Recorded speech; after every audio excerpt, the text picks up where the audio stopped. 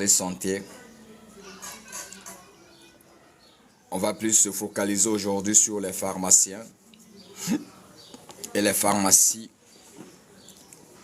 au Congo.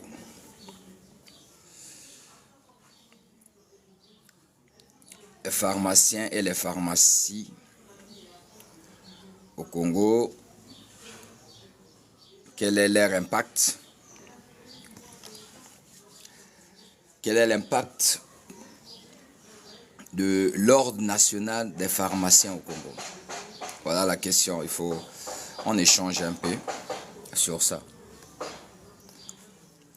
Aujourd'hui, cette institution, s'il faut le dire, est présidée par Monsieur Mopanzo Jagger, connu plus sous le nom de la pharmacie Jagger. Alors,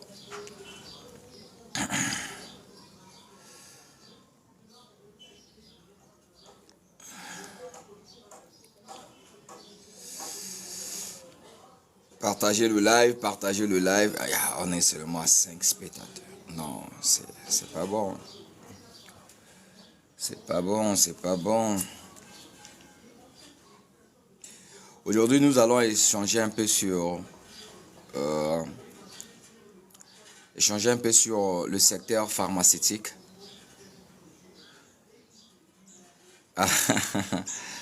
Pyongyang. Non, aujourd'hui, on va échanger un peu, mon frère Pyongyang. Aujourd'hui, on va échanger un peu sur le secteur pharmaceutique au Congo. Aujourd'hui, c'est un secteur qui contribue carrément à la mort des Congolais. Mais ça passe comme ça. Ça passe comme ça. Et voilà. Ça passe comme ça, on n'en parle pas. Et souvent, c'est encore plus grave, mais on va échanger. On va échanger.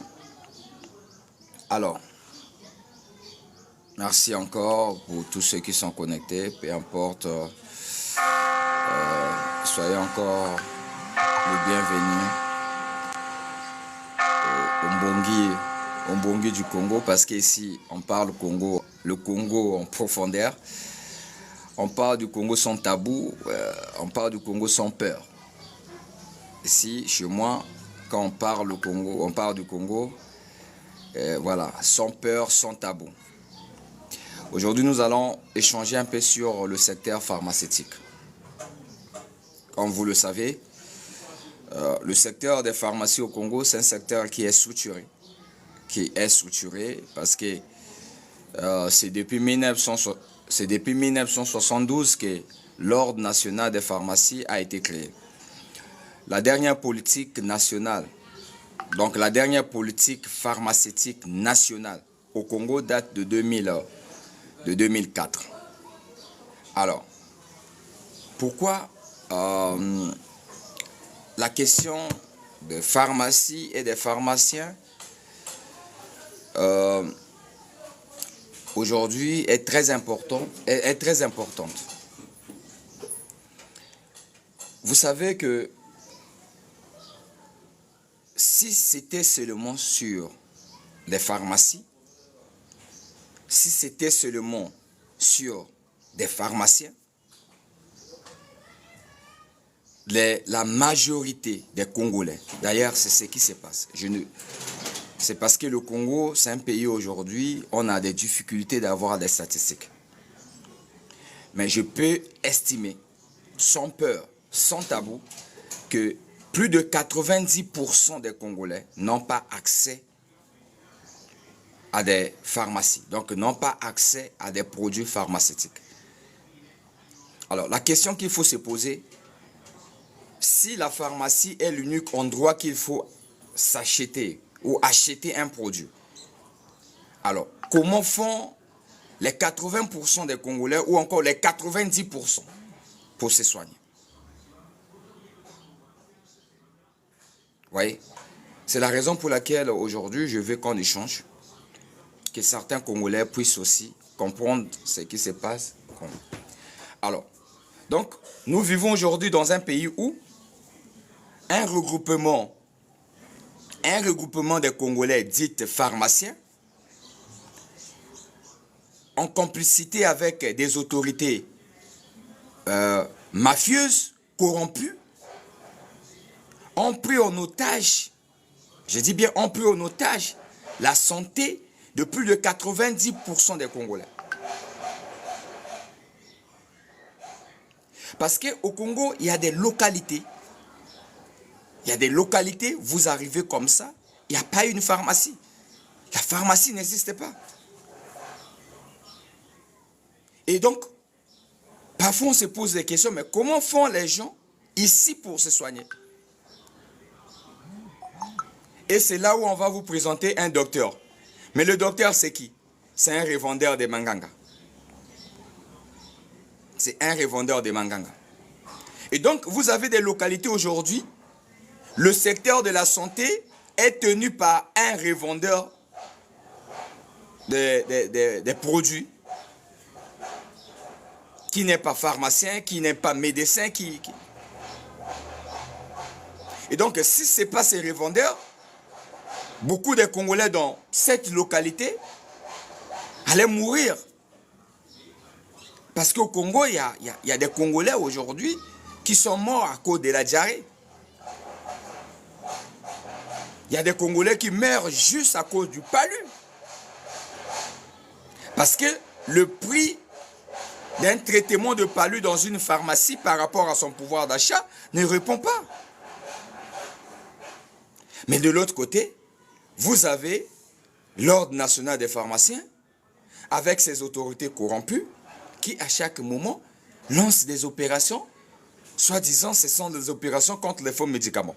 Mais ce qui est bizarre, c'est que quand vous lisez les rapports, il y a une enquête qui a été menée en 2007. Il y a une enquête qui a été menée en 2007 par la direction nationale des laboratoires des pharmacies, la direction nationale des pharmacies, quelque chose comme ça, accompagnée par l'Union européenne. Dans cette enquête, il a été démontré, depuis 2007, il a été démontré que plus de 60% des Congolais n'ont pas accès à des produits pharmaceutiques. Donc les produits vendus les produits qui sont vendus dans les pharmacies à cause de leur pouvoir d'achat. Donc depuis 2007, les Congolais qui survivent avec $1, qui est donc 600 francs, n'ont pas accès à des produits pharmaceutiques. Voilà, les résultats de cette enquête ont été publiés, mais aucune politique a été mise en place pour résoudre ces problèmes. Et c'est ce qui fait de telle sorte que plus de 90% des Congolais n'achètent pas des produits dans les pharmacies. Mais c'est l'ordre des pharmaciens qui manipule la police nationale et la gendarmerie et les services de renseignement pour arrêter ces Congolais qui aujourd'hui ont compris qu'il y avait le besoin. Parce que s'il existe les Banamanganga, c'est parce que le besoin est présent. Si chaque Congolais avait la possibilité de s'acheter un produit dans une pharmacie, mais les Banamanganga ne devaient pas exister. Mais pourquoi les Banamanganga existent? C'est parce que le fait que les Congolais, beaucoup de Congolais n'ont pas accès à des pharmacies, c'est ça qui fait de telle sorte que certains Congolais se soignent. Bonjour Christian. Bon, Christian Giscard. Bonjour mon frère. Alors donc, je répète que le sujet d'aujourd'hui, nous parlons un peu du secteur pharmaceutique au Congo. Quel est l'apport aujourd'hui de ce secteur? Quel est l'apport de ce secteur? Est-ce que c'est un apport négatif ou positif? Selon moi, les pharmacies, le secteur pharmaceutique au Congo aujourd'hui est important pour des nantis, des gens qui ont l'argent. C'est-à-dire un groupe de Congolais aujourd'hui qui ont des moyens de s'approprier de quelques produits auprès de la pharmacie. Mais la majorité des Congolais aujourd'hui, voilà, n'ont pas accès à des pharmacies. Et le problème, c'est que ce soit le gouvernement et l'Ordre national des pharmaciens,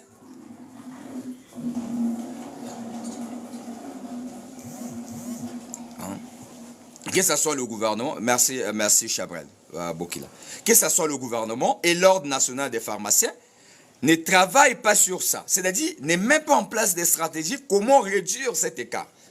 Parce qu'on ne peut pas vivre dans un pays où on exige à tout Congolais d'acheter un médicament dans une pharmacie, mais alors que les pharmaciens et les pharmacies vendent les produits juste pour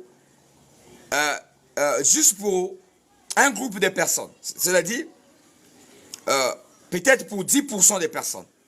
Là, il y a un problème. Là, il y a un problème. Là, il y a un problème. Voilà pourquoi, moi, depuis un certain moment, je suis contre les opérations qui sont menées au Congo, soit disant contre les jeunes Banamanganga. Je suis contre. Pourquoi? Si déjà dans certaines localités, c'est un moine Manganga qui tient en main la santé peut-être de 100 personnes, 200, 300 personnes,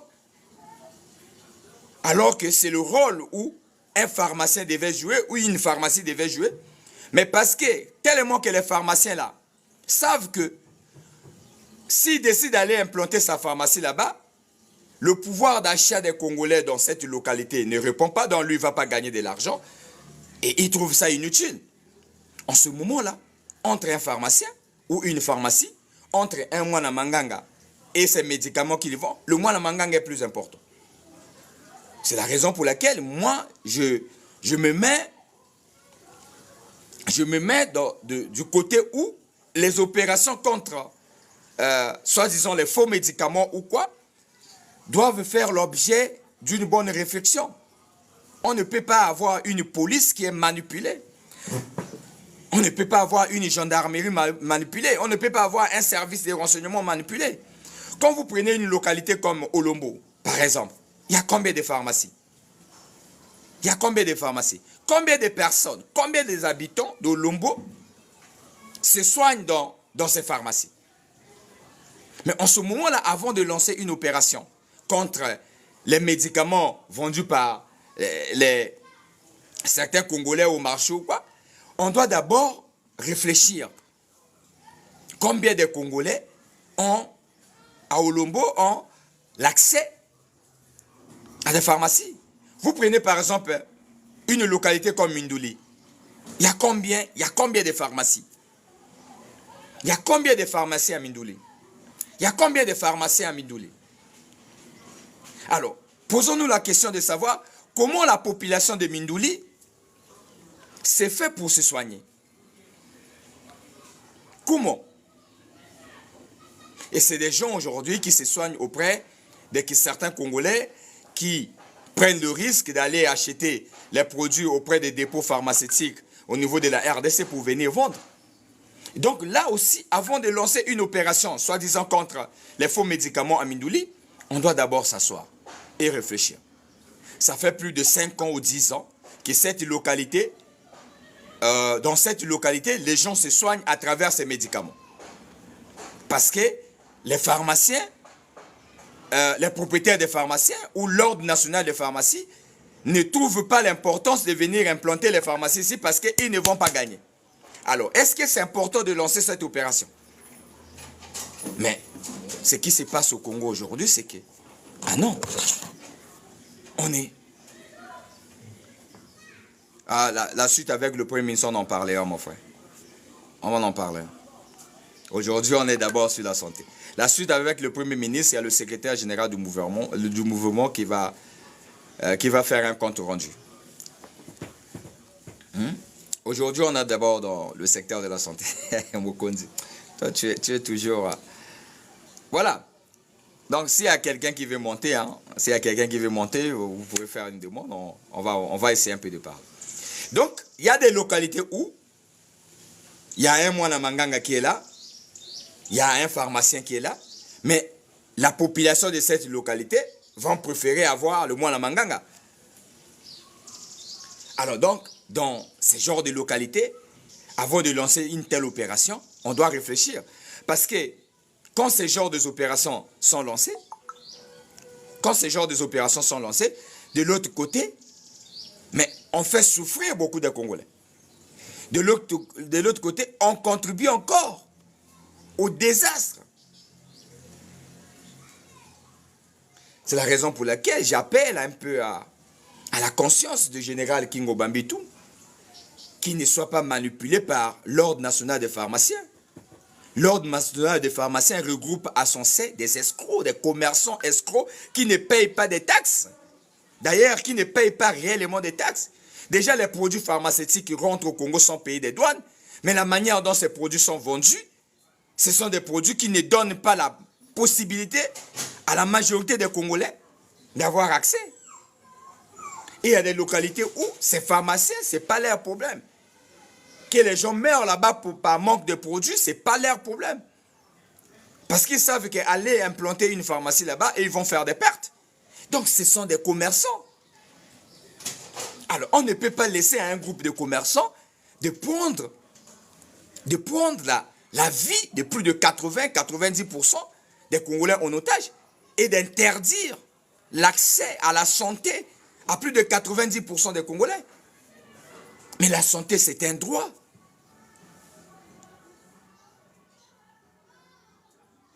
La santé, c'est un droit. Oui, Nelly.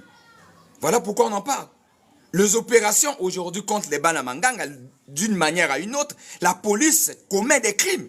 Parce qu'une police doit réfléchir. On doit avoir...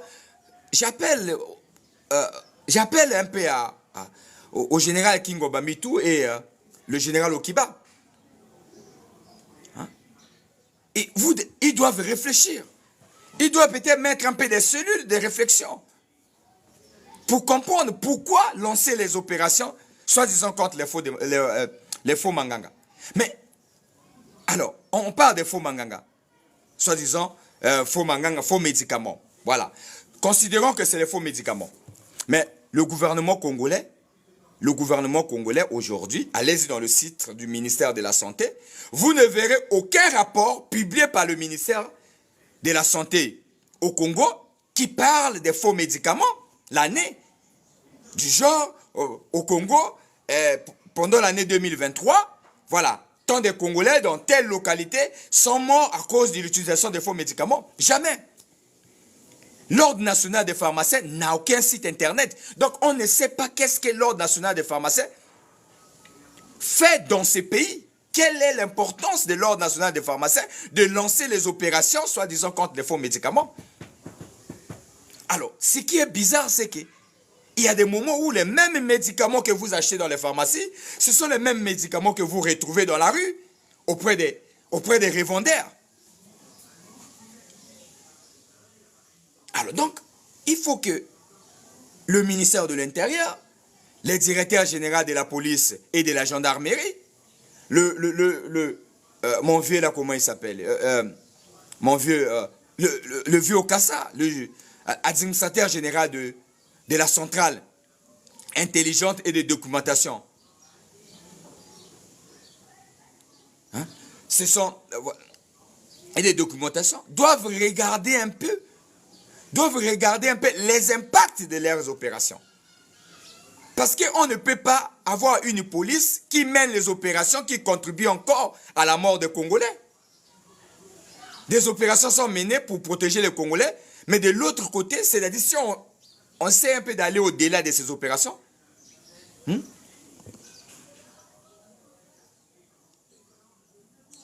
Mais si, voilà, Christian, prenons le cas que c'est la conservation des médicaments qui pose problème. Alors, mais pourquoi ces médicaments ne sont pas vendus dans les pharmacies? C'est ça le problème. Pourquoi ces médicaments ne sont pas vendus dans les pharmacies pour être bien conservés, afin de permettre à chaque Congolais d'avoir l'accès? Parce que si les Congolais aujourd'hui préfèrent aller acheter ces médicaments auprès des revendeurs dans les rues, c'est parce que ça cause du coût. Ça cause du prix. Mais si l'Ordre national des pharmaciens est conscient que ces médicaments, le problème de ces médicaments, c'est la conservation, pourquoi eux ne vendent pas ces produits dans leur pharmacie? Pourquoi on ne retrouve pas le bicap de 100 fois dans la pharmacie? Pourquoi on ne retrouve pas, comment on appelle le produit là, de Chalina, là, de la diarrhée, là, l'Oprad? Pourquoi on ne retrouve pas dans les pharmacies? Pourquoi ils nous exigent les produits, voilà, des Français, des Américains, qui coûtent plus cher? Il y a des produits, un seul produit, tu peux faire 10 pharmacies. Chaque pharmacie a son prix. Déjà, quand vous prenez les pharmacies comme Jagger et Mavre, qui soient soi-disant les grandes pharmacies du Congo, mais posez-vous la question, combien de personnes ont accès? Déjà, à Jagger, s'il y a un produit qui coûte 12 000 quelque part, à Jagger, ce produit doit coûter plus ou moins 15 000. Il y a toujours des écarts. Alors que le propriétaire de Jagger, c'est lui le président de l'Ordre national des pharmaciens. Voilà, donc on a aujourd'hui un regroupement des gens, des commerçants, qui sont en train de manipuler les autorités corrompues et mafieuses, mais au détriment de la santé de la majorité. C'est plus grave. Ce qui se passe au Congo aujourd'hui, c'est un crime. Récemment, j'ai eu la chance d'aller à Kinshasa. Avant d'en parler, j'ai eu la chance d'aller à Kinshasa. Je suis allé visiter un peu les dépôts pharmaceutiques en RDC, comme les Chalina, les Prince Pharma et tout, parce que la majorité des produits qui sont vendus dans la rue, ce sont les produits de ces dépôts pharmaceutiques. Je suis allé à Kinshasa, mais j'ai vu. Ce sont les dépôts pharmaceutiques reconnus par l'État de la RDC, reconnus par le gouvernement, reconnus par le ministère de la Santé, par l'inspection générale de la Santé en RDC. Le pire encore, c'est que la majorité des Congolais en RDC se soignent avec ces produits de Chalina, Prince Pharma et d'autres dépôts pharmaceutiques. Alors, ce n'est pas au Congo qu'on va nous dire que ces produits sont des faux médicaments. Parce que si on veut faire la comparaison entre le secteur de la santé au Congo et le secteur de la santé en RDC, il n'y a pas comparaison. La RDC forme les docteurs qui travaillent dans les hôpitaux au Congo. Mais le Congo forme qui travaille dans les hôpitaux en RDC. Mais si un pays comme la RDC, qui est un peu avancé, plus que vous, peut comprendre l'importance de ces dépôts pharmaceutiques par rapport à la population, eux, au pouvoir d'achat de la population. Combien de fois vous, qui ne fabriquez rien, dont les docteurs, certains ont falsifié même les diplômes. Combien de fois vous? Donc aujourd'hui, on peut dire qu'il y a certaines opérations lancées par la police nationale, par la gendarmerie, les services de renseignement, ce sont des crimes. Ce sont des crimes. Parce que si, dans une localité, un moine à Manganga est capable de sauver 2, 3, 4 vies, ah non! Ah non! C'est inutile d'arrêter cette personne. Parce qu'il fait là le travail que les pharmaciens devaient faire. Il fait là le travail que l'Ordre national des pharmaciens devait faire. Il fait là le travail que le gouvernement devait faire. La santé, c'est un droit. Donc, dans un pays où le ministre de la Santé se soigne en Europe, la majorité des autorités se soignent en Europe, mais les interdictions formelles dans le secteur de la santé doivent s'arrêter. On ne peut pas dire interdiction formelle des produits qui viennent de la RDC. Non, on ne peut pas.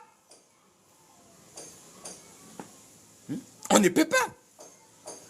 Si le secteur de la santé fonctionnait bien au Congo, mais le ministre de la Santé ne peut pas aller se soigner en Europe. Alors donc, c'est un crime aujourd'hui. Voilà pourquoi j'appelle au général King Obamitou, arrêtez d'être manipulé par l'Ordre national des pharmaciens. J'appelle au directeur général de la gendarmerie, arrêtez d'être manipulé par l'Ordre national des pharmaciens. C'est un regroupement des escrocs, des commerçants escrocs qui ne payent pas bien leurs taxes. À chaque fois que l'opération soi-disant contre les faux médicaments est lancée, mais c'est parce que quand l'Ordre national des pharmaciens constate que leur chiffre d'affaires a un problème, ces opérations ne sont pas lancées parce que telle année, il y a eu des morts, parce qu'il y a eu des morts sur les faux médicaments. Non, il n'y a aucun rapport dans ces pays qui existe sur les faux médicaments. Aucun. Aucun.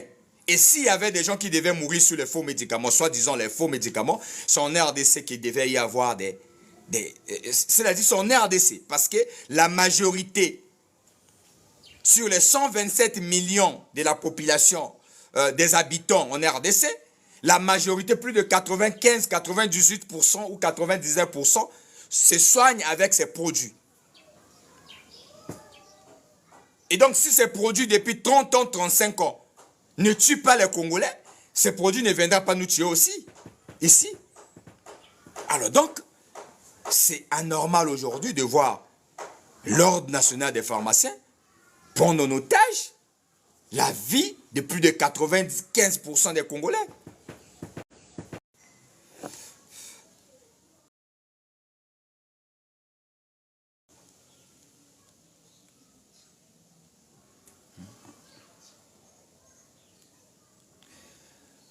Ah, excusez vraiment, c'est Kouré qui donc Wi-Fi et Koufaki.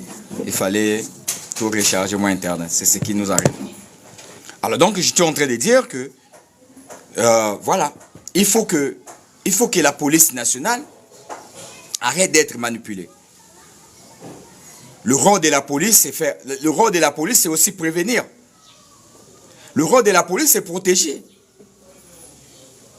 Et donc, toute opération menée par la police doit être réfléchie, en fait.